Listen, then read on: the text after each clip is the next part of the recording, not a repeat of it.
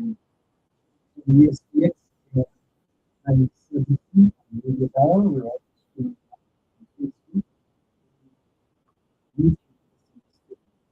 We just tuned in the studio for now. We want to welcome everyone, wherever you are, connected with us this evening. We want to welcome you to the program. And this program is supposed to run from 7 till 8:30. We have a couple of persons on the way. They've not arrived at the studio. But Emerald, go ahead, say hello to the folks out there. Good evening, listening audience. I hope everybody's having a blessed Friday. I see that the traffic on the road is very heavy. So if you guys know what's happening on the big aisle, call in and let me know because I'm lost.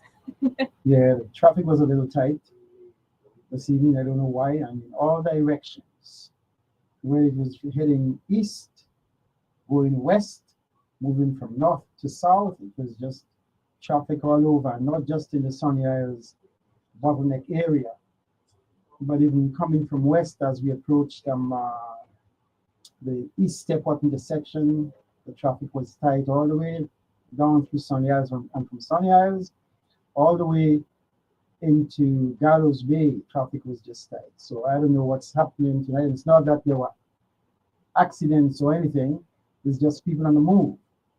I guess maybe folks are already in the spirit of Thanksgiving, looking forward to Christmas, and so they're getting a little bit antsy. But whilst we await, and somebody can just check on that potato in the oven, make sure it's getting hot. We're gonna have a hot potato to dive into this evening. But before we get there, I wanted to ask you, Emla, if you heard about the plans to modernize, and what's the other thing they said? Two things they said about the St. Croix Educational Complex, but essentially they're looking towards, well, renovating, modernizing that school, and to the tune of some $224 million. And I just wanted to get your thoughts on that when you consider that St. Croix Central High School is perhaps the oldest school we have in the district, unless I'm mistaken. When did complex open? I want to believe it might have been in 94, if I'm not mistaken. Okay, 94, 95, around there. And then I don't know what thoughts you have on that in terms of not hearing anything about St. Croix Central High School, but we're hearing the plans to renovate the complex to the tune of some $224 million. Sure. But they, Andisha is here with us. Andisha, go ahead and say hello. Hi, good night. Good night. I thought you had somebody else coming along with you. Oh, okay. And of course, we have somebody who was supposed to have been here, but I understand that he's going to join us via Facebook. Perhaps just, listen, post what he has to post, and maybe if he has to call in, he's going to call in. yeah, so- 95. I stand corrected. I think the high school was established in 1995, not 94. Okay, 94. But I was just thinking that, we have a number of schools that you've heard nothing about them. They've been shuttered for a while. You have the Elena Christian Junior High We School in know Princess. Alexander Henderson Uh-huh. and my stomping yard, Charles H. Emmanuel. Like Mhm. I am just pissed off, honestly, Mhm. to see the condition of Charles H. Emmanuel School. And They they've should not, have they've never not, came they've to not that. told us any plans that they have to fix those schools. And not just that, those schools were named after educators. That's how they honored those educators, by naming the schools after them. And then when you see the schools sitting in a state of dilapidation, and we hear nothing in terms of what they're going to do. Even the Arthur Richards K through 8 school, which is being The new constructed one. right now in Paradise, is being constructed exactly where the And then Levin Williams School Mhm. was sitting or located. Everybody, all the documents that you see speaks of the building or that school being Ethel Richards, K through 8. Nothing is being said about Evelyn Williams and how they're going to honor her, This is what they when construction is over. And I just thought that, I would mention that since I saw the plans to renovate and modernize the complex. And I heard nothing about St. Croix Central High School, which really needs some attention. And so I thought I would bring this up. pretty much. I really think, before complex get modernized, they should do something with Central. Uh-huh. And then we have the case where, of course, the building has been purchased for $7 million in downtown Christiansted, where they're going to do telemedicine, and they will also have what's the other thing they plan to do there? Sort of like business incubator, like business training, unless I'm mistaken, sort of. And that's going to be run by the Economic Development Authority, as far as I understand. But I have some misgivings about that, although the governor says that that's all in the thrust towards bringing traffic into Christiansted. And I'm not going to second guess the governor, but I think that, the grant monies of $7 million could have been put to some more, I wouldn't say practical use, but some use that would have been more impactful to the youth in the community. We have a lot of underserved young people in this community. We have young people who need more human resource development services and activities, and I think that that could have gone in the area of providing some facilities for them, specifically get towards human resource development. I don't think that this proposed use of that new building purchased at $7 million will cut the mustard in that area. And that's just my take. When I consider what's happening in the schools, with young people falling through the cracks, and as a matter of fact, the report, the kids count data is coming out sometime this month, so we'll get a first-hand, a bird's eye view in terms of what's happening with our young people, what they need, what's lacking, etc. The other thing I wanted to touch upon is that there is a policy, and I really wanted Shanice to be on as we get into that. But there is a policy with the Department of Education concerning students coming to school with cell phones. And two of the senators said that cell phones should be banned at the schools, period. Two of our senators, during a meeting, a Senate Education Committee meeting, discussing the cell phone policy in our schools. And they were talking about how, well, somehow they've been dragging their feet. The way how it's implemented, it varies from teacher to teacher. It's what a teacher decides to do with the policy. And even a student who testified said that, there is more in terms of what they have on paper as opposed to a practical application. But then those two senators came in, I'm not going to mention names, and they said that the policy should be that cell phones should be banned at the schools. And that's why I would like to hear what Shanice has to share with us in terms of what they do on the mainland. But what's your general take on that? How we feel like. Uh-huh. I personally feel like I agree because it's taking out their attention from their work and it causes drama, and that's how social media, cyberbullying starts, and But the first thing I'll try like to say is, that you can't ban phones because what if something happened and I have to call my mother. But back then, you didn't have phone in school.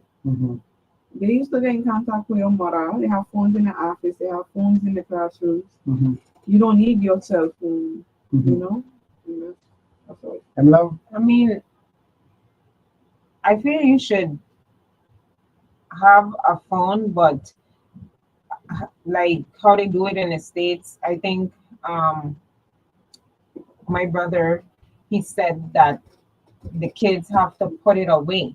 Mm-hmm. So it's not in use during school hours, like class session, but afterwards you'll be able to collect your phone, you know? Because I mean, emergencies take place in life, and sometimes you do need your cell phone because the office ain't even allowing you to get a call in.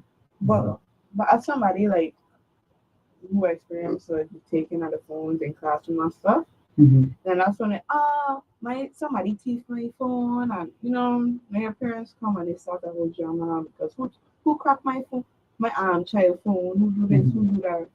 That's all the drama. Yes, I see Shanice has joined us. Shanice? Shanice? Wait, I don't know if she can. It looks like it's frozen. Josh, give us some help. All right. Let's see if we can bring Shanice on and get her perspective in terms of. Hello, Shanice. Can you hear us now? Yes, I can hear you. Can you guys hear me? Yes. Yes. Okay. We're talking about the cell phone policy at the schools here in the territory.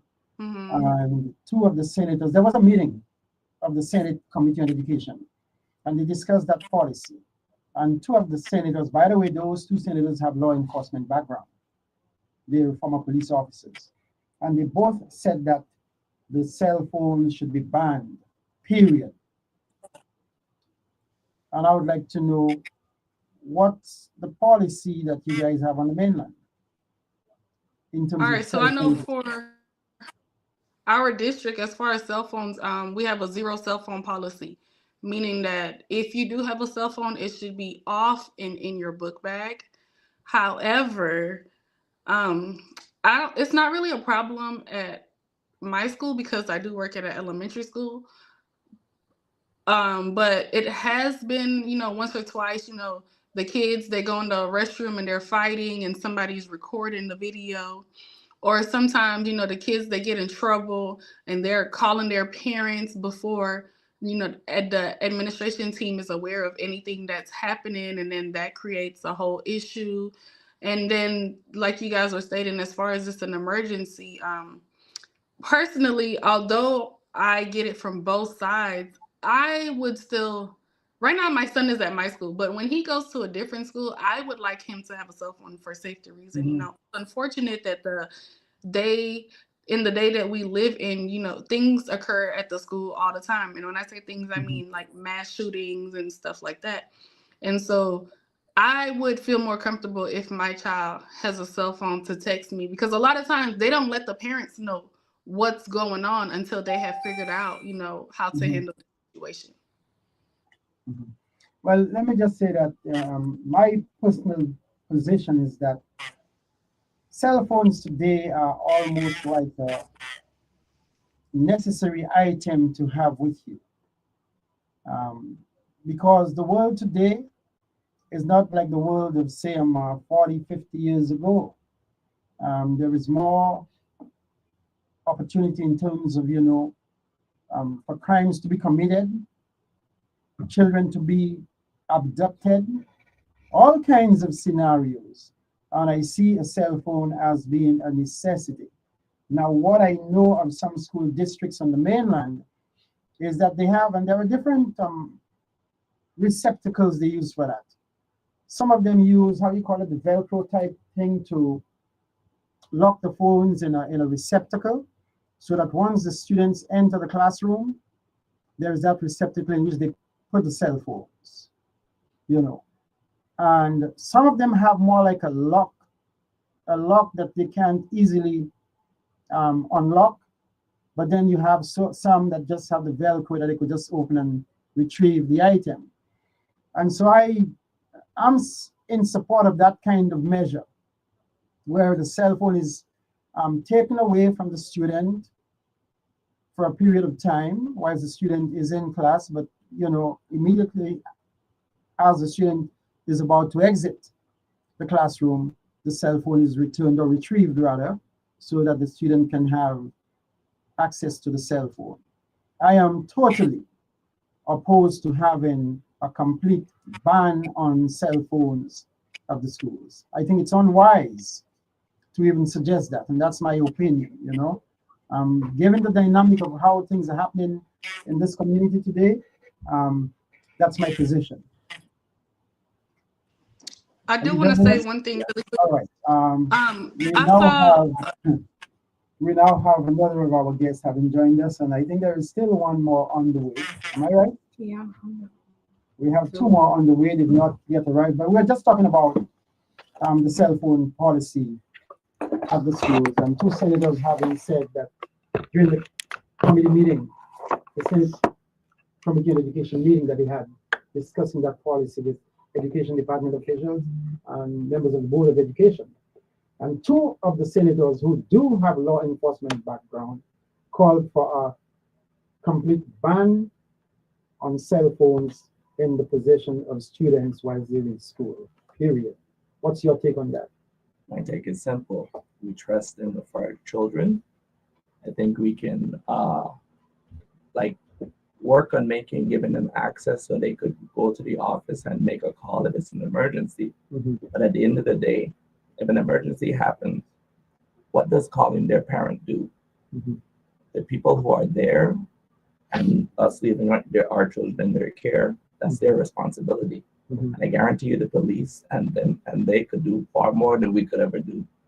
And they're taking advantage of it. It's a hard one for us to really acknowledge, but the majority of the time it's not being used for safety reasons. So we have to acknowledge that, work on it, change it, but no cell phones. That's my thoughts. All right. And Emilio, you want to say something? All right. Let me just say that I appreciate that concern. And of course, I'm asking that to make a comparison here in terms of what's being done on the mainland as opposed to the direction in which we move here in the territory. I see a cell phone as a necessary companion item, if I may use that expression. I believe that there must be some measure of control, and like I pointed out, at certain mainland schools, they do collect or they have a receptacle that the students can put the phones into. And then some of them they're locked, but you do have some that is just a Velcro tab that keeps it, irretrievable, if I may use that expression, during that period of time. Because a cell phone to me is such an educational tool at the same time. I think we ought to tread kind of lightly when we view students having restricted access to cell phones in the schools.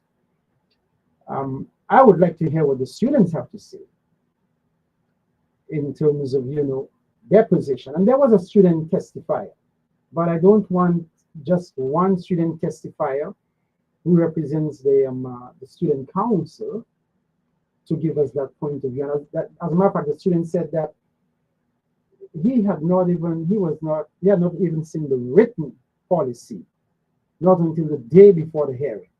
Now that speaks volumes. That a student would say it was the day before the hearing that student got to see the policy. So these are all reasons why I'm concerned about it.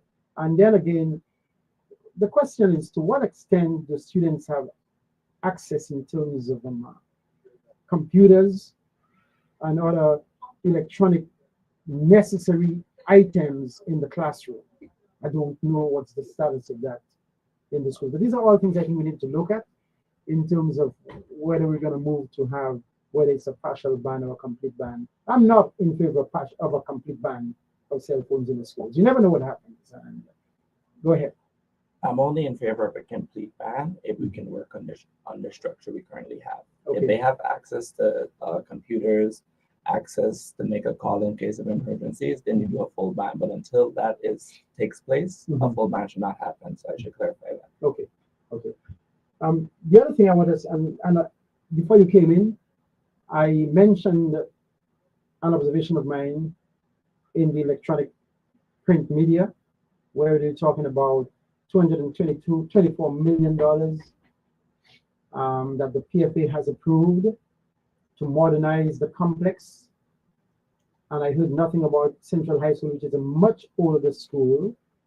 I spoke about the $7 million that they used to purchase a building in the town of Christiansted to be used for business training and to be used also for telemedicine.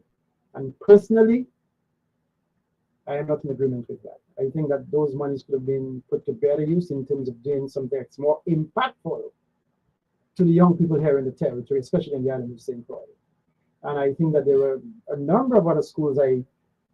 We're in the dark with Elena Christian Junior High School, which is supposed to be honoring an educator. This place is enclosed by a jungle, horses, everything running through there. We hear nothing about it. Then you have the Alexander Henderson School. You have the Charles H. Emmanuel School. We're hearing nothing about those schools in terms of what will be done to continue to honor the educators after whom those buildings were named. And then even with the Arthur Richards K through 8 school, it's all Arthur Richards K through 8. What happened to Evelyn Williams? What kind of honor we're going to bestow upon her? I'm going to tell you straight up, if a relative of mine was being honored by the legislature today, I would say straight up, no, we don't want that. Until our leaders have shown a willingness, a determination to make sure that once you have placed honor on an individual, you're going to make sure that the building, the street, whatever is named after this person will be maintained. Can I get my time? Go ahead. When has our government ever truly been honest with us? At what point? Our leaders, our senators, our governor, everybody keeps everything in the dark for the people. But money always comes up and it always goes missing. There's too many situations where the money comes, something happens and it disappears, but nothing really gets done. They've been building that stadium in West for how long now? How much tens of millions of dollars? It's about what, 10, 15 years? Yeah, and I'm like, but all them millions of dollars kept going in, but they need more money, more money. Let's be honest. They're stealing our money. I'll say it because I don't mind being honest. And a lot of people have to fear losing their job or not having opportunities. But I work for myself, luckily, so I'm just going to share the thoughts that a lot of people have. And let's be honest, they are stealing our money. And they're all in cahoots and working together. So this deal just happened. Somebody's pockets are getting full. So we're going to continue to be left in the dark.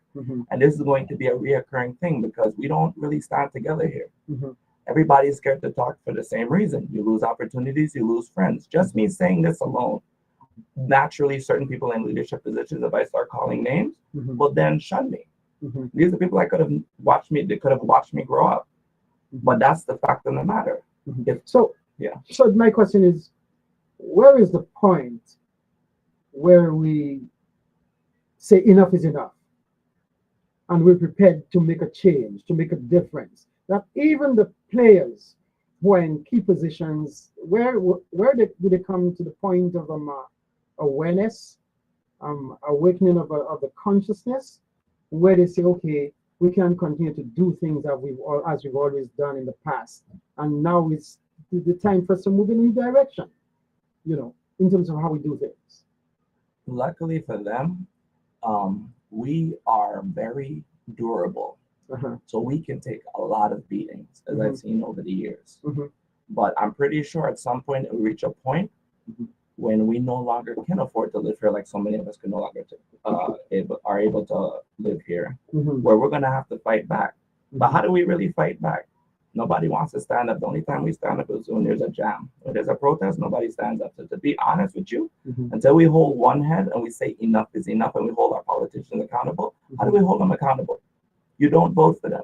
You vote them out. Anybody who is currently in office for 1, 2, 3, 4, 10 years, I'm like, at what point do we start to look at the fact that they are doing the bare minimum just so they can maintain that seat, get their retirements? I could call a lot of names, and soon I will start to call those names.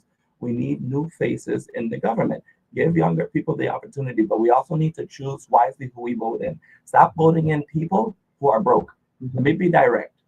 It's not a career. It's not supposed to be something you just build your entire empire off of. You're going into the government to help. So if you go choose people who have shown you a history of success, a history of of being genuine in their word, actually keeping their word, honest and true. Stop choosing the same people who continue to lie and betray us. And then we could start to work, we could start to see change maybe. But until we start there and vote these people out and vote new faces, then nothing's ever going to change because all of them hold one head.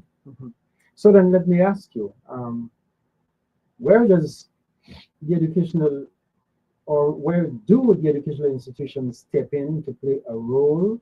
Because I think to a large extent, people just don't know better, to do better in terms of how they select people to vote for, if I may use that expression, how they vet the individuals who are running for office. You just spoke about, we were talking about the fact that the stadium has been under construction for some 10, 15 years. And they spent well over $27 million on that project. And the contractor is still asking for more. Now, if you went to the bank to get a loan to put up a building, whether it's your home or business, the way how the bank does that is that they require performance indicators or measures.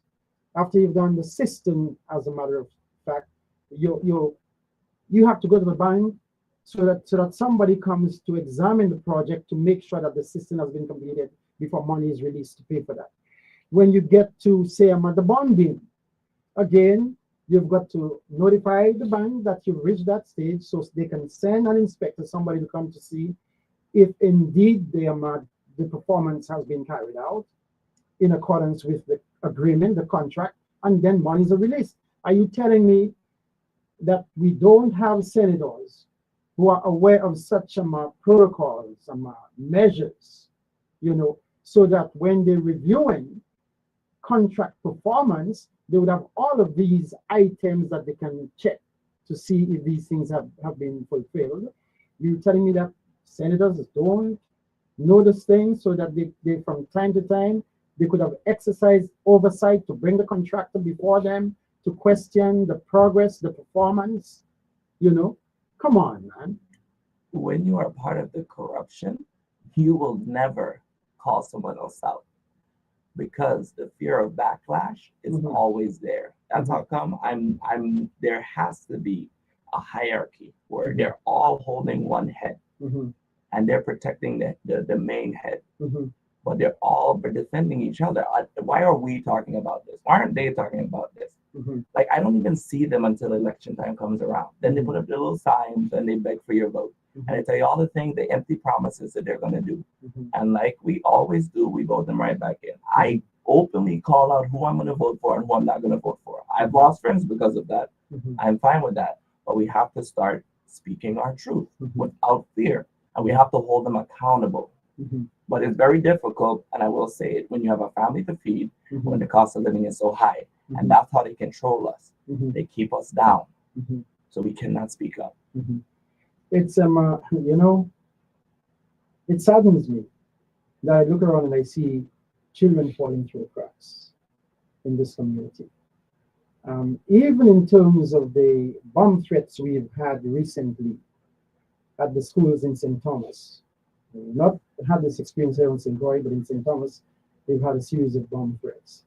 And when I hear law enforcement officials, administrators at the schools, talking about how they will find the individuals responsible and they will prosecute them to the full extent of the law. And I'm almost certain that most of the individuals involved in that, they are students.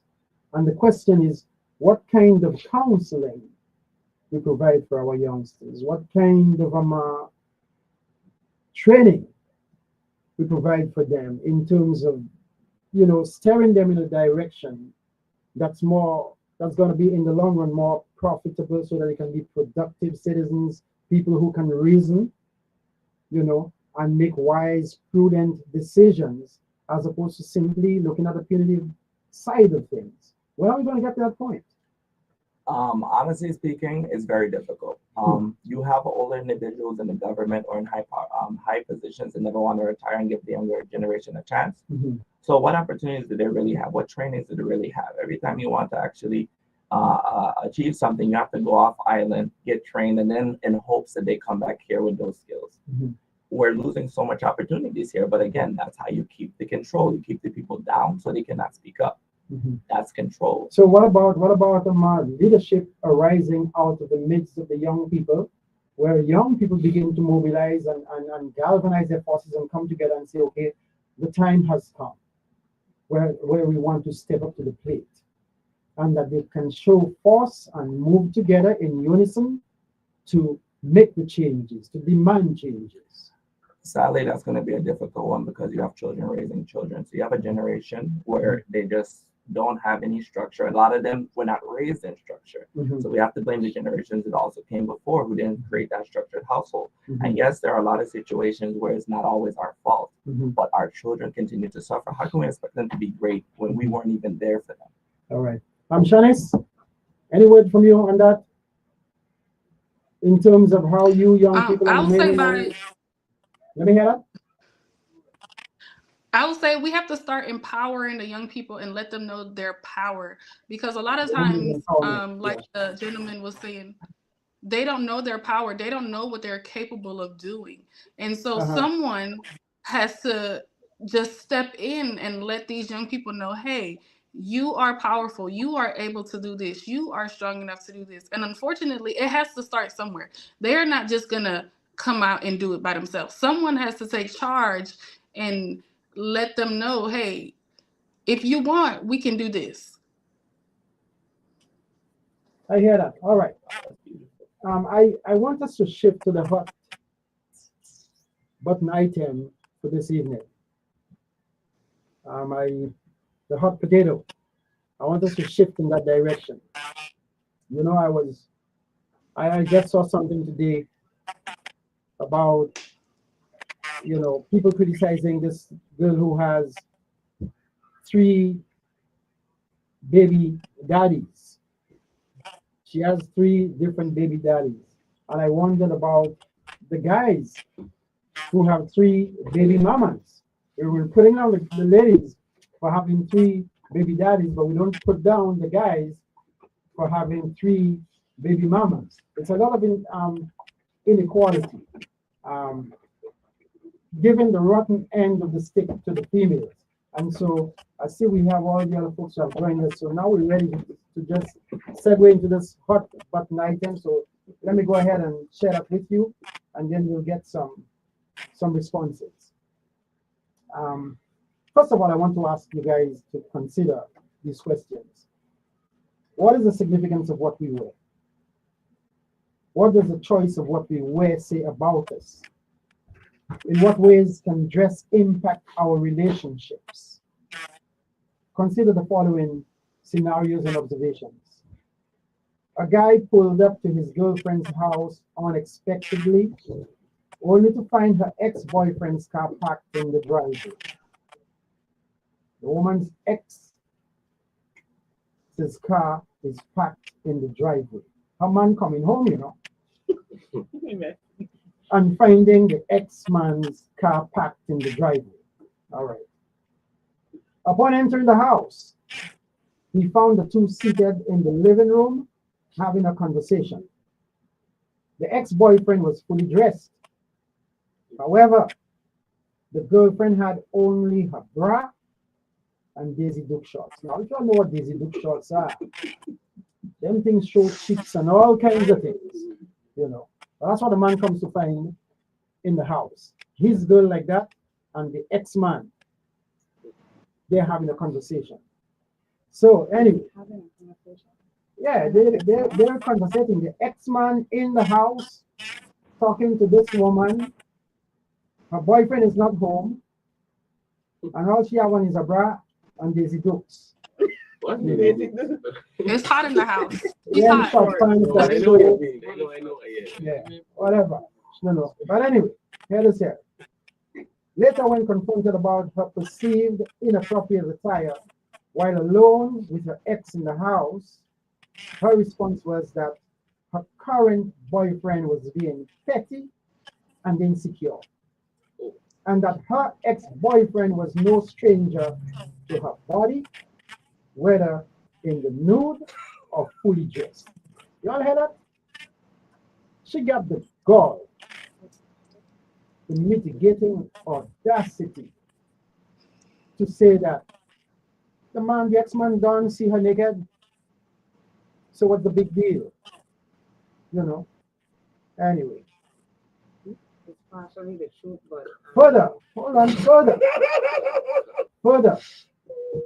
She stated it was not like she was caught having intimacy with the guy. You imagine that?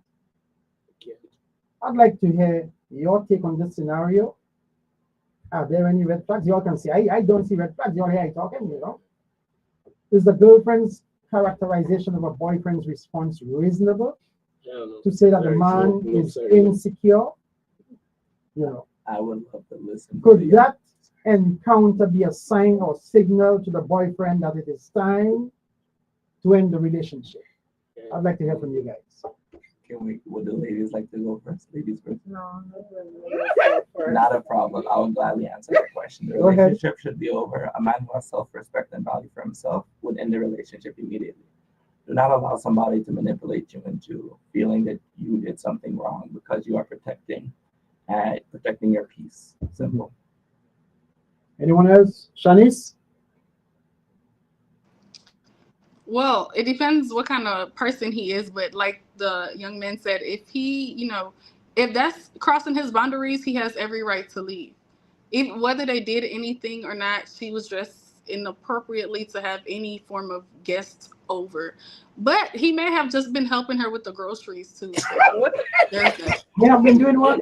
helping her with the groceries. Should I go next? Go ahead. Maybe perhaps the AC broke down and she had to take off her shirt for whatever reason.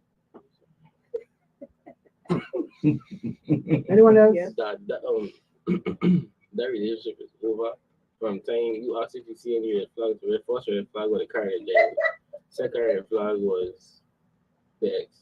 Third red flag that what she said just about the insecurity thing. No, that's bad. So because if the roles are flipped the other way around, she'd have feel the same way. And ain't nothing could have changed her mind about that. Any other reactions? I ain't gonna lie.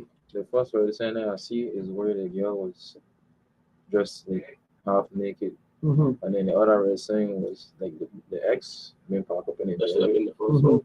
Yeah. That should have been the What first is one. that? I agree with everybody. But even said, "Oh, but you say, but." No, I agree. I don't think that was right on what she did, especially in the house that you want y'all. Is that her husband? No. It's her it's boyfriend. a- The boyfriend. That's her boyfriend. It's her boyfriend. So it Current doesn't matter. boyfriend. No, that's still disrespectful. Thank you. Because I wouldn't like it done to me, so why would I do it to you? And one more thing. Yeah. And the fact that she even like have a relationship with her ex-boyfriend, Bah. yeah, that's still like a red thing. Well, I don't know if just having a relationship with an ex is bad. I've known people who divorce and they still maintain a good relationship. Whether there are children involved or not, they try to maintain, keep it civil. I don't have a problem with that. But I'm telling you straight up, if you're my girlfriend, you're home, and your ex comes by for any reason whatsoever, you stay out on the porch or you stay out in the yard. Two of you in the house. Listen, relationships.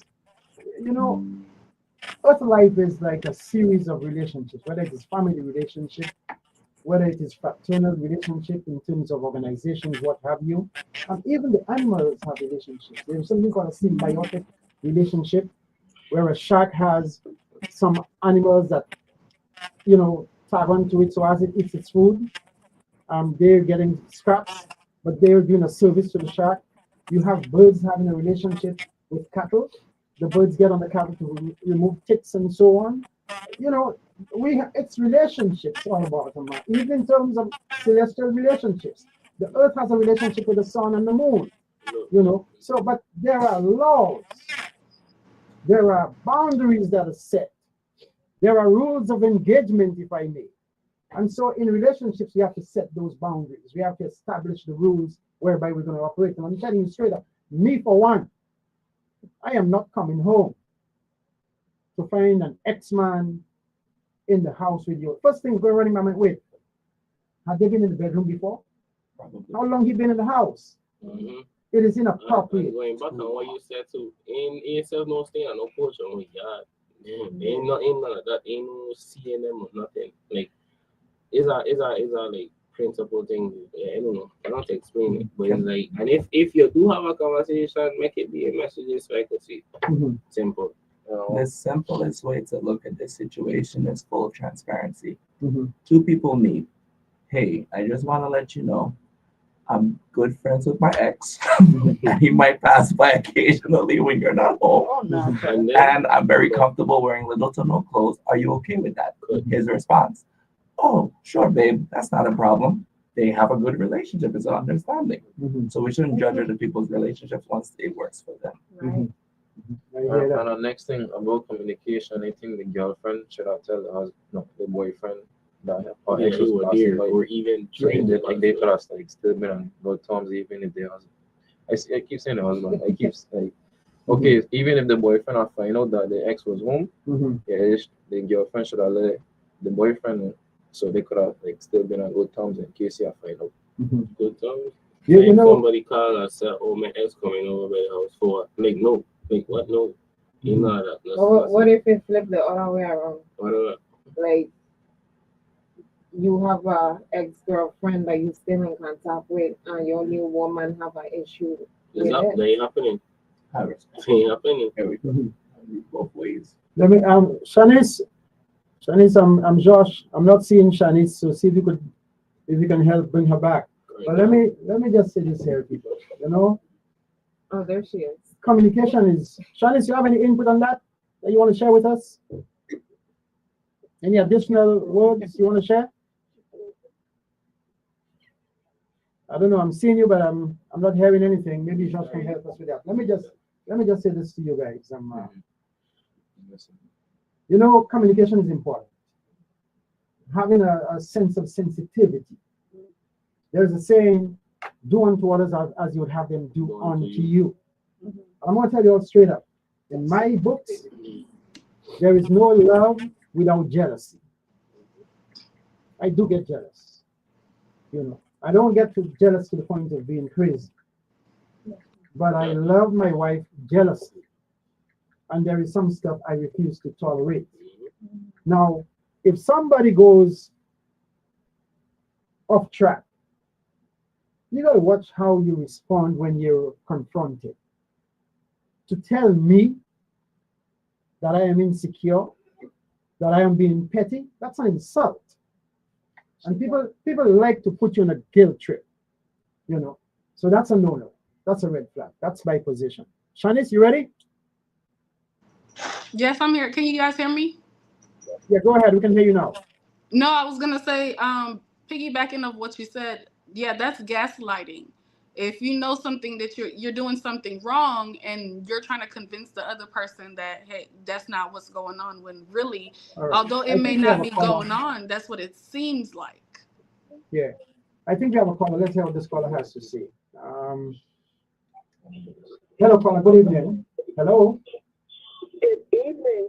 Good evening and welcome to the program. Let's hear what's on your mind, your take on the scenario being discussed. My take on that situation is the girlfriend is testing the boundary and they should have a communication and that. What's the expectation in a relationship? Because there are some people, you said, you got different kinds of relationships. You talk about mutualistic relationship with animals, with both species are getting a benefit. Well, there's a new term now in this 21st century, friends with benefits. Oh, yeah? Meaning, yes, it's not the same as a boyfriend. A friend with benefits, meaning they continue a relationship, but it's a male and a female. They're getting something from each other.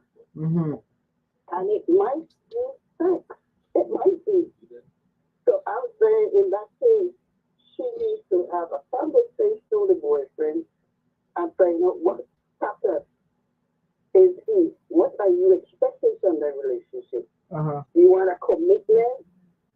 Because they also open marriages and they're swingers.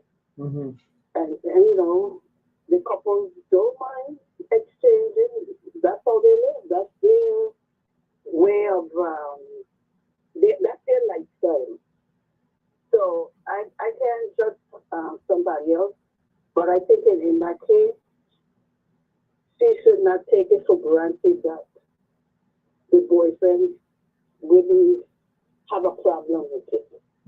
She should not take that for granted. And that's in angry, that's insulting to say the person's insecure. Yeah, because of course you'll be insecure because you don't know what exactly you're getting out of the relationship or what she wants out of it. So let me ask you, you brought up something about friends with benefits. I mean, to me, there are mutual benefits in a relationship between a man and a woman, especially a relationship that calls for intimacy and closeness and looking out for each other and respecting each other and loving each other. There are benefits. My wife has benefits in being married to me. I have benefits in being married to her. She compliments me. There are things that I can't do, but my wife does. There is technological knowledge that she has and expertise that I don't have. And there are things that there are gifts that I have that she doesn't have. We complement each other. So we have benefits in that relationship. So that's not friends with benefits though. No? So what's friends with benefits? Friends with benefits. Friends with benefits, my understanding is opposite sex couples that may be intimate, but there's no commitment. And there's an understanding there are other friends. So like that's like an open relationship. No, because you're in a relationship, you could be in a loving it's like an open relationship with the friends there. And It's like a relationship. usually with It's like a friendly relationship. It's not really okay. Boom. single people that's not in a committing relationship, I don't think it will work. Yeah, Hold on.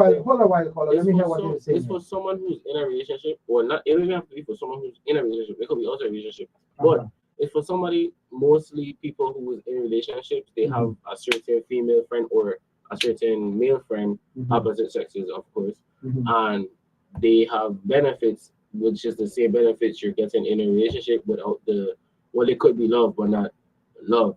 So there's love, there's lust, there's all that other stuff, and they do the same things that you would do in a relationship, in the friendship with benefit. Let me ask you guys something, because you see, to me, when a man and a woman begin living together, even though it's not formalized in terms of marriage, to me that's a real serious commitment.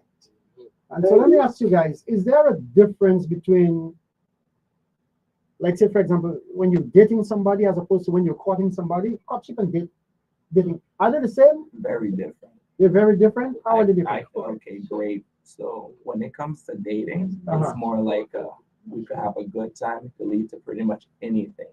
There's no real intention behind it for commitment.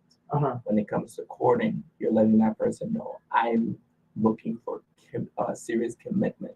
So I believe in courting strongly, not dating. So courting is just like it's like one step away from marriage, or even shacking up. It's commitment. That's why we speak of common law marriage when two people have been living together, in a home or whatever. So I'm saying that, to me, we're taking the rules and the regulations and the boundaries and we're casting that aside, and that takes away a lot from relationships. Where is the integrity of the relationship? When you take away these things, am I being old-fashioned? I mean, I'm older, but you are being old-fashioned. But we're in 2025, so I agree with you when it comes to that. That's why we have so many broken families and nobody commits to each other. We make children out of wedlock. And I'm not saying that marriage is the most important part, but the commitment aspect. We're dating. We're just, whatever happens, happens. You know, boy, I don't know. As we begin to throw things out the door, through the window, I want to share something with you. You know, I was just listening to what's happening in the aftermath of Melissa in Jamaica, and how people, you know, they're taking advantage of you know, people who are less fortunate. How should I put it? In a situation where they're weak, defenseless. Would you believe that they're actually raping In the shelters, yes. or sexual assault in the shelters? And I heard of a case where a 9-year-old was sexually assaulted. I mean, this is Well, crazy. the mom left her with a neighbor. This is crazy that the mom would leave her 9-year-old daughter with male with a male neighbor. That's crazy. And she got you know, assaulted. she I came mean, back home to. Oh, I don't even want to discuss. I mean, let's be for real. We at some point, as we were talking about leadership, how we elect people, and where we reach a point where we say, it's like critical mass. Enough is enough. Something needs to be done. When you tell me 9-year-old children being raped, where is the sense of decency, the sense of morality, if I may use that expression? We had a case in the States where a 9-year-old girl was raped by her father. That was in 2024. Raped by the father, given an STD. The father was the one who called the 911 to say that the child was missing, but he had actually killed the child. A 9-year-old. I mean, you rob people of their innocence at that age. At some point we gotta say, man, we're going too far with this thing. We gotta maintain some standards. You know, do unto others as you would have them do unto you. What happened to that? I know the case you're talking about. I actually followed it as well. Very sad case. And all I could think of. And you know, by the way, the guy killed himself. You know, as he should have. The father. Our tax money should have been for $1. He killed himself. You know, you do the crime, but now you don't want to face the punishment. No, he's gonna face his punishment. Trust and believe that. This isn't where it ends for him. He just chose to leave this worldly plane. He's gonna suffer for that. But my whole stance with it is very simple. A lot of us don't want to take accountability when it comes to who we procreate life with. We have to be better. We have to choose better, man and woman. I'm 31 with no kids. The woman I procreate life with will be my wife. I'm very thorough, very picky. I don't date. Dating is how these things normally transpire.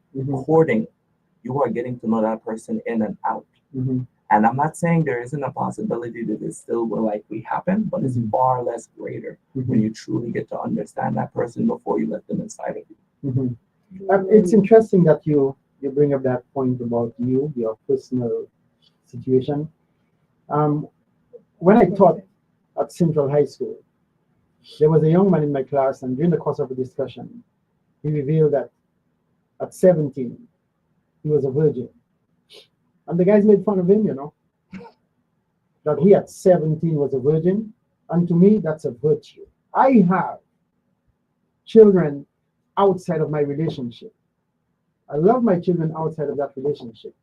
But I swear to God, I wish I didn't have any children outside of my marriage. So I'm saying to you young people, take it from somebody who has experience. Why you say that? Why I say that? Yeah. All kinds of situations I'm going to give you some. Those on the outside, if I may use that expression, they feel you focus more attention on those on the inside. So there is a competition right there, you know. And even my wife is very understanding. But sometimes I can see when I look to make certain moves to address concerns on the outside, she's not too comfortable with it. So I'm saying, to me, from personal experience, I would suggest to young people, man, try and keep all your eggs in one basket. That is so powerful because this man just acknowledged his own faults and wants us to be better. And I also add one more thing. My first kiss was 21. I was a virgin all the way up until 21. Mhm. Due to being teased and laughed at and women not wanting me, I lost my virginity. I was cheated on in every relationship. I took nothing but blows Mhm. until I built myself up. I was severely depressed, suicidal, all of these things. And I had to build myself up. So now young ladies will look my way. Mhm. But there's a lot of trauma that comes with that. That's why I said God-fearing men are normally not looked after by young ladies, and a lot of young ladies don't understand that if we have to hunt, we have to initiate, and you have the power to gatekeeper. You have the power to decide what type of man gets your energy and time. Mhm. If you don't choose those type of men, what do? Mhm. We're going to become what we hate in most cases because we don't want to be alone. Mhm. So that's the difference. And I'm not trying to bash women at all. I'm just trying to say you are the gatekeepers. Mhm. You are the prize. Mhm. Y'all openly say you're not going to chase no man. They must chase you. Mhm. So be thorough when you let these men and pick not the best looking, the tallest. Not saying to pick an ugly man or a broke man, but definitely pick someone who's going to protect your heart. Mhm. Because when those looks start to fade, Mhm. when that pregnancy happens, he's going to leave you like this. Mhm. And then you're going to be looking for those same guys you'd never looked at. Mhm. And they're going to be too scarred to even give you a chance. Mhm. And I'm glad you mentioned that because that's another thing we take for granted, and that's where commitment comes in. Um, some women, when they become pregnant, they lose the pretty features. Their lips swell up, the nose seems to like spread across the face. They've got all kinds of bumpy faces, bumpy skin, and so on. They gain weight, and so the pretty little lady you had before the pregnancy, she doesn't look that way anymore. And a lot of guys, they will like push her into the background because of that. That's why you gotta take the sweet with the bitter. You've got to understand these things.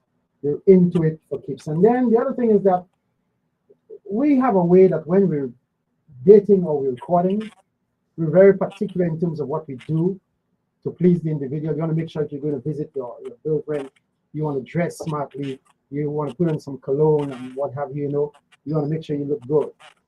When you get into the point where you begin to take each other for granted, you no longer do little things to bring excitement into the relationship. And I don't know why we're not teaching our young people these things to keep the fire burning. We don't do these things, and so the relationship begins to fall apart. I saw this young lady who got into an accident. A drunk driver ran into her. She was pretty from the Dominican Republic. And from that accident, the vehicle caught a fire. She turned into a monster, if I may use that expression. But she visited that young man in prison, the young man who was driving drunk. And she actually forgave the young man, although she lost all her beauty through that accident. I mean, that's powerful. Many of us can't do that. We can't forgive. Look, you look at it and say, man, I used to be so pretty. And see how I look like a monster right now. As a matter of fact, she used to walk with her face covered, just seeing the eyes, but cover the face because she looked really terrible. So I'm saying that you got to understand these things. You will marry the lady marries a guy, he gets into an accident, he becomes crippled. That's not a reason to leave him or to cheat on him. It's a part of the deal for better or for Worse. worse. Can I share a thought? Go ahead. So that's one of my takes. For me to truly commit to somebody, I can't be with you after all the trauma, the child, all of those things. I have tried that before, Mhm. but there's too much that comes with it. I want to love you at your best, Mhm. where you're most sought after, Mhm. and regardless of what happens to you in life, childbirth, no matter what happens, accident, I will love you through any and everything. Mhm. But I find it very unfair. The good guy, or what I go through, my personal experiences, I have to go through all of this hardship, build myself up to be seen by young ladies. Mhm. And then now they're telling me I must accept them as they are when they could not accept me as I was. Mhm. Let me ask you something. The guy who's a virgin and he's looking for somebody to marry, do you think he has a right to demand that his wife must be a virgin as he is? He definitely has a right to seek it. Mhm. I wouldn't say the man, but I see your point when you come with the man, but he definitely has a right to seek it. He's held his purity. Mhm. So why is he crucified for also seeking purity? All right. Ladies, you all agree with that? It's a Shanice? lot. It's a lot in this conversation. A lot of what? It's a lot to take on in this conversation. I have a different viewpoint because like you have multiple baby mamas, I have multiple baby daddies. I Uh-huh. have two. It did not work. A lot of times these men don't show who they are until after the child is already here. Uh-huh. And so they will go on living this life, pretending. They will do things until they get you. And then once they finally get you, it's like they're no longer the same person. And then that's when the victim blaming comes. Like, why did you choose this person? And why did you choose this person? Well, the person that I knew is not the person that I know now. He I see. changed. I hear that. I feel you. All right, let me just quickly run into this other part of the hot potato. Um, Recently, I read an interesting report of a case of domestic violence and destruction of property. Domestic violence one, destruction of property. Allegedly, a spouse disapproved of the garment his wife chose to wear to work, and so he took adverse action, which included cutting up the garment. He did not approve of the garment the lady was wearing to go to work, so he cut it up. Additionally, I have seen numerous complaints in online sources about female teachers in particular who report to work inappropriately dressed. I want to repeat that.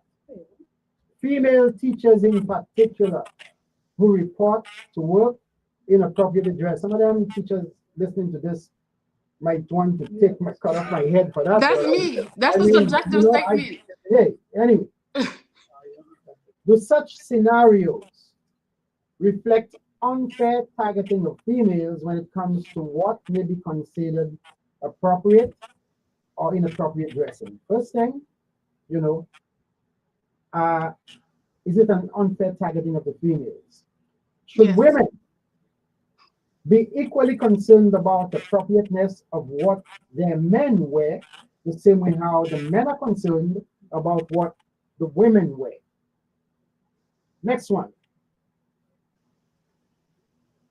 Should, outside of carnival, Juve, and beach outings, should there be restrictions as to how much flesh should be covered or uncovered in public places?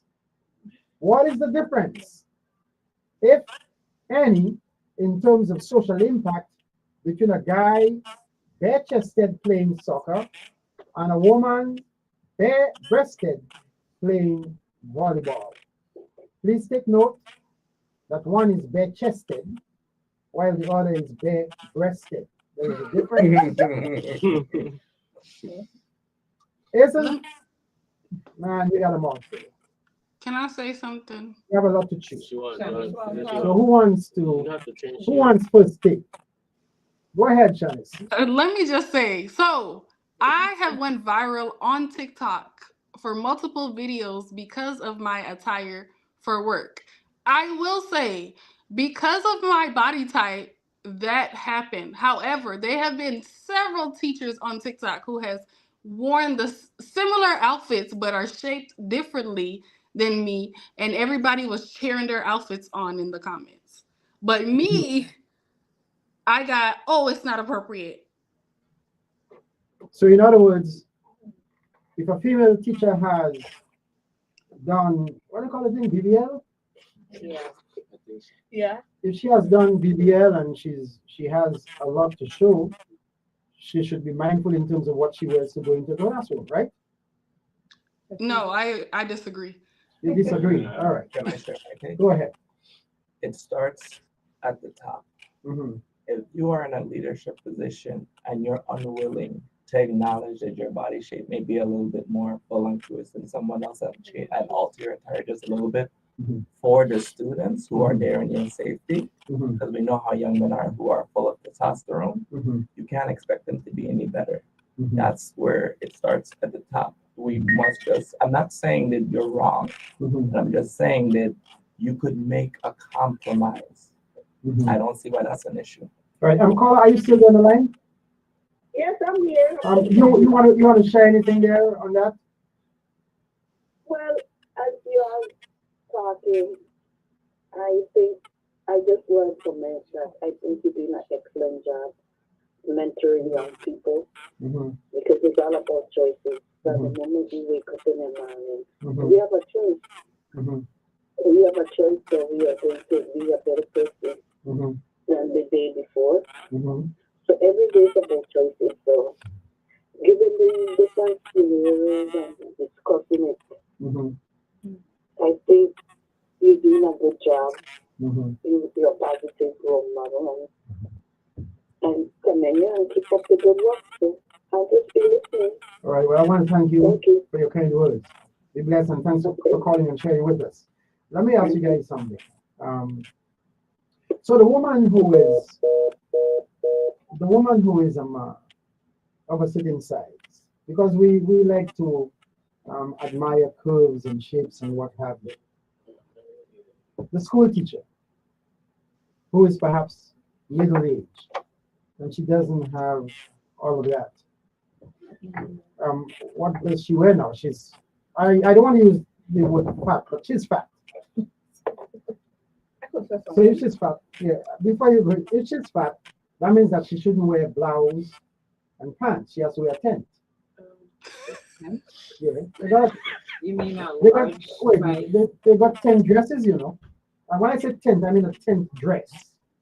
Oh, anyway, I could say something. Yeah. I feel like in and out of work, people should dress their size. Everywhere you go, like, okay, certain things a skinny girl could wear, a bigger girl should know she cannot wear it. Out of self-respect. It have things that a skinny girl shouldn't wear, because she knows she gonna look not as good as a thicker girl should wear it. Everywhere a person go, they should dress their size. Okay. It's not disrespect. It's just it's self-respect to yourself. So the teacher who has a fine physique and teaching at the junior high school or the high school, and as my brother says, testosterone is at work with these males. She ought to be cognizant, and she ought to be exercise discretion in terms of what she's going to wear to go to work. Am I right? Can I add in one more thing? Go ahead. Let's just say I was a teacher at the school and I just happen to have a bulge and tight pants. I'm not going to say, oh, this teacher wears this, so I can do this, because my bulge is part of who I am.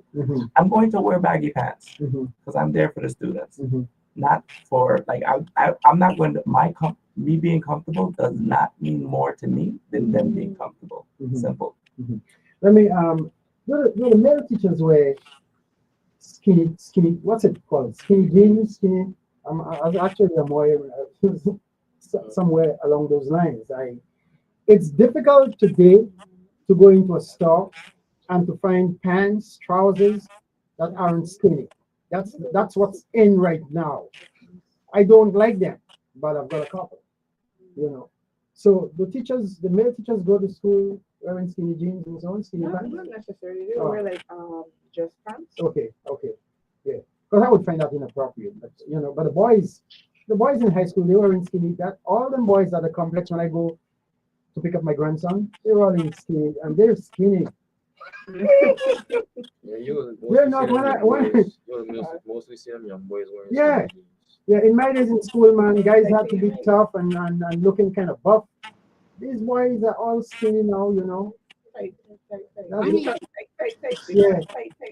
You know. I mean, That's how I wear tight clothes. That's how That's the new style.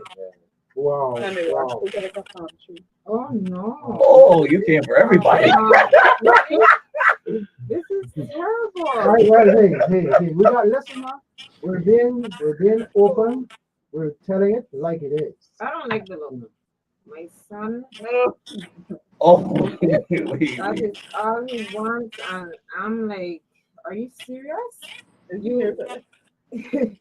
you've gone from basic like classic fit to now telling me, oh, I don't want that. I'm not. I got him at 32. Now he don't want that because the fit is not the slim fit. I'm All right. sorry, but what can I do about it? I have to let him be. All right. Let me ask you guys now.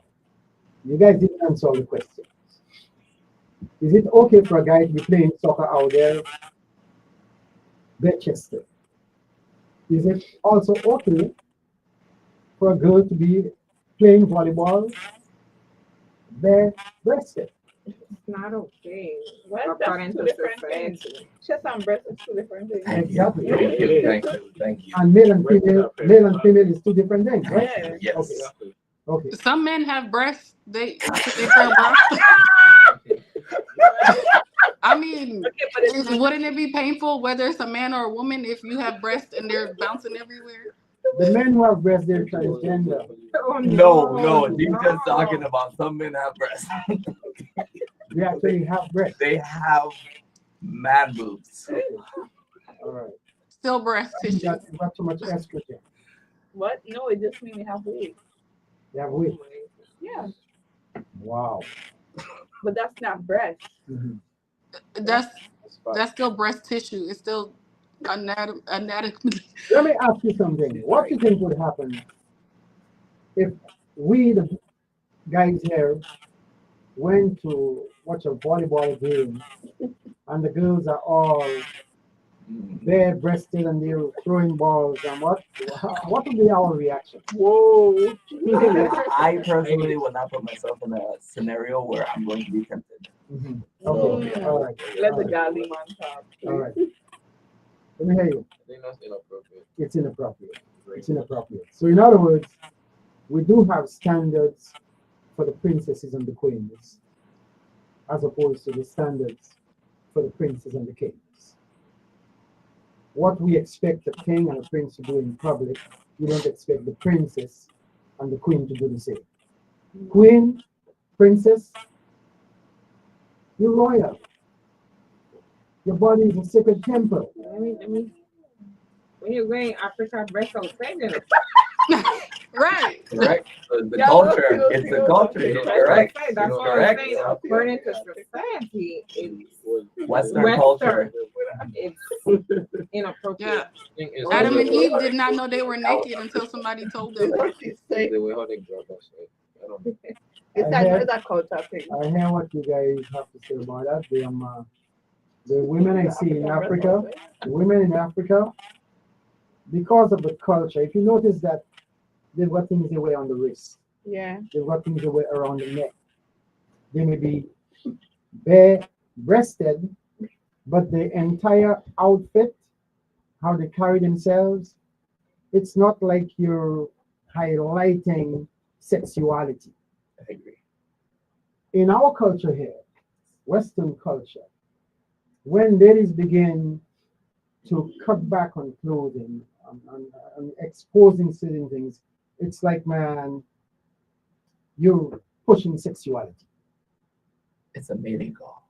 It's a what? A mating call. It's a mating call.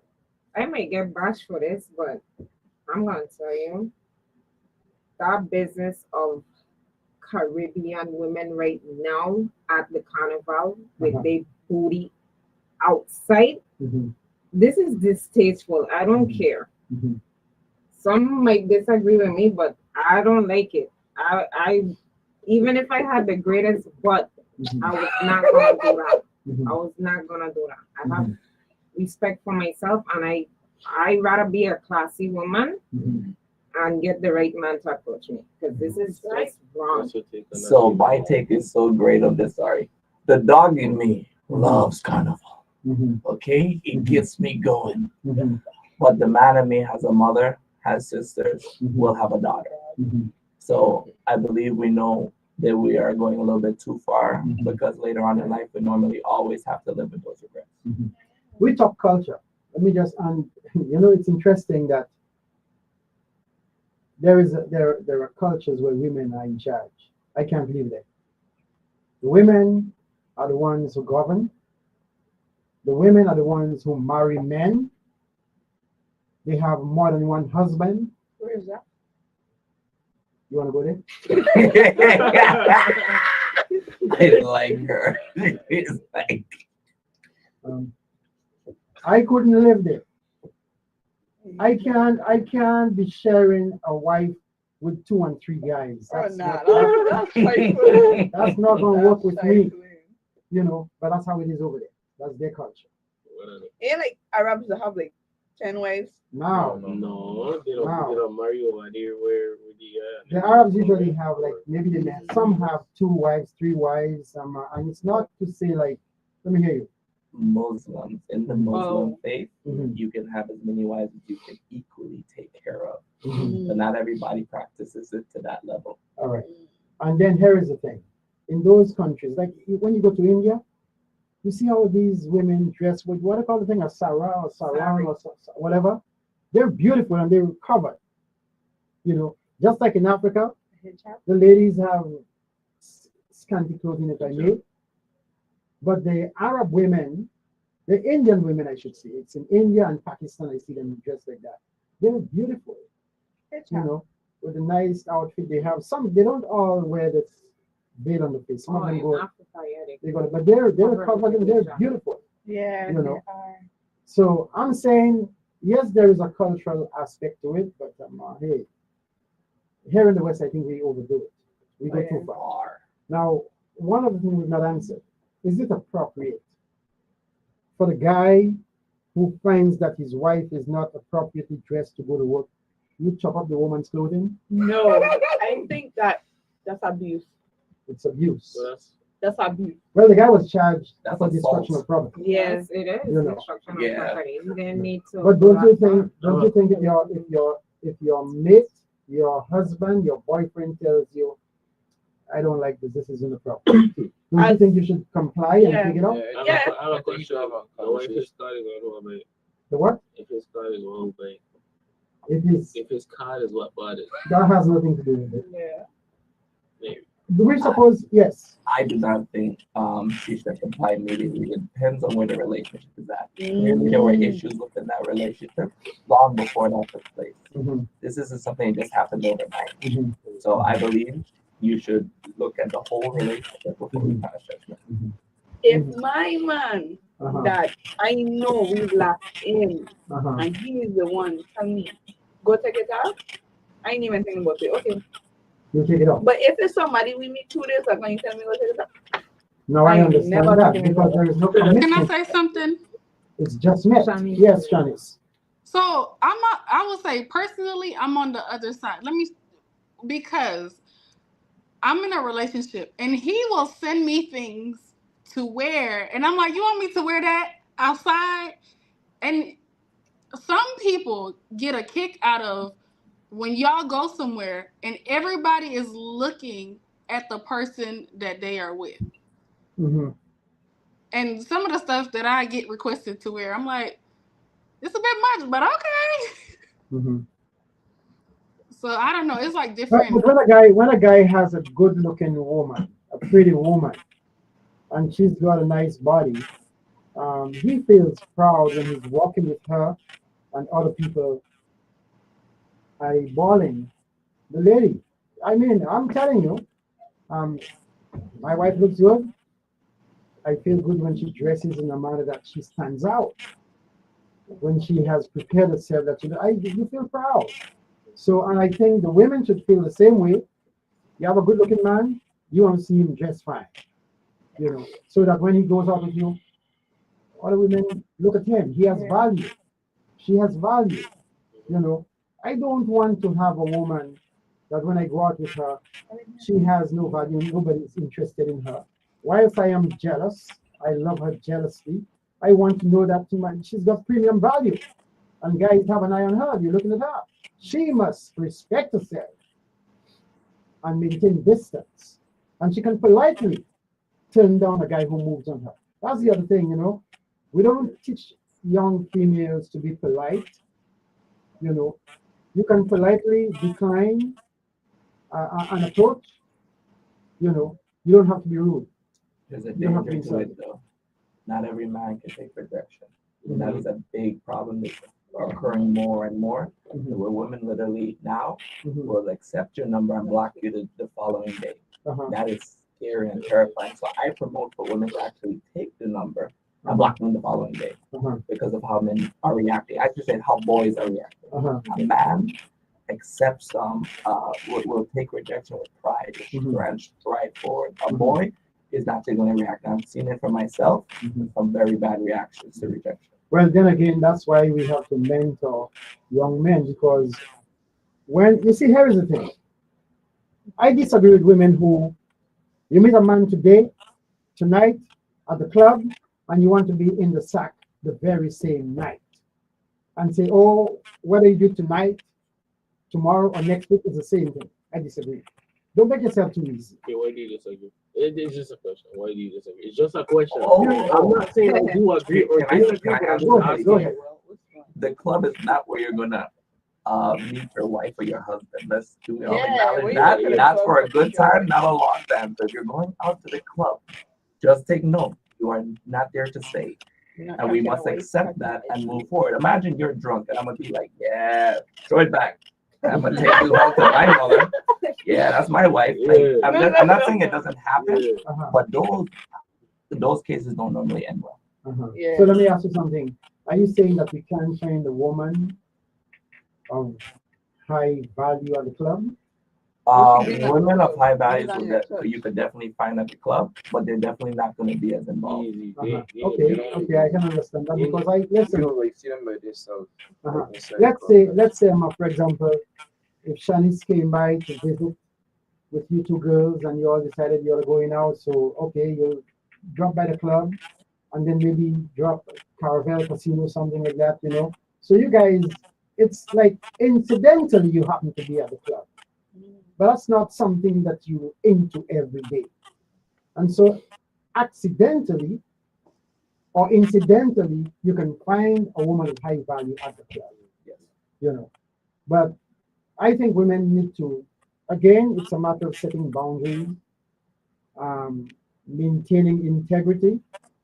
I don't think any woman should be willing to give it up at the first date, the first bounce up. I disagree with that. I understand where you're coming from. So I'm in freedom of choice for everybody. So if she chooses to do that, I respect her decision, but she has to accept the consequences that could possibly come with it. A child, an STD, or a lot of trauma. And then usually men sometimes say, oh, she was too easy. I think almost all men say that. So I'm saying to the young females out there, we are very easy, okay? Men, in most cases, we are very easy. That's why you want to make us work for it. Good, bad. Most men in general are very easy with 12 a.m. hits, okay? No one's watching. You could pretend back there, okay? We are easy. Wow. I think I would exercise restraint on a first date, a second date. I don't want to be in a hurry. Give a little time before we jump in the sack. I agree with you, but I'm gonna be honest. Like me personally, I exercised restraint for a large part of my life, and I noticed it didn't really pan out so much. So in order to try and fit in and get more, more people to give me their time, I just released it to gain experience. But restraint should be exercised. But in most cases, I will openly will tell you this: you will be referred to as a homosexual. You don't want this? Oh, what are you? I'm just saying. You're a punk. Yeah, thank you. Yeah, well, I'm gonna tell you right straight up, I am not opposed to a kiss on the first date. But I think jumping in the sack on the first date. So, what if you've been dating? You guys, dating. I think it's been great. Anybody have a final word before we start out? This was amazing. I love the dialect. Everybody was so respectful, and what you're doing is absolutely beautiful. Every last person here was absolutely beautiful, respectful, and that is something that we need to spread to the entire community, because we have to have these conversations. Otherwise, we're never going to learn to love each other for our differences and growth. Absolutely. Something to think about. What if you've been dating and courting for a long time, and then you guys finally sleep together, and then you got a surprise that you don't like? Then what? We didn't hear that part. Oh, I said, what if you guys are dating and going on dates and courting for a while and you guys finally sleep together and it's not what you expected? Wow. I